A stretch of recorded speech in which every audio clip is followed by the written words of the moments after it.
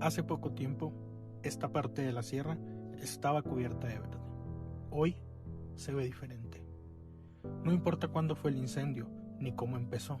Lo que importa es entender que estas cicatrices no desaparecen en semanas, duran años.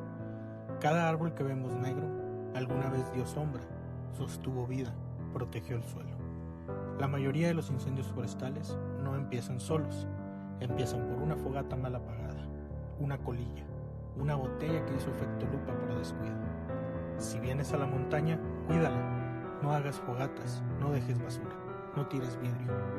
La sierra no es eterna si no la respetamos. Disfrútala, pero protégela.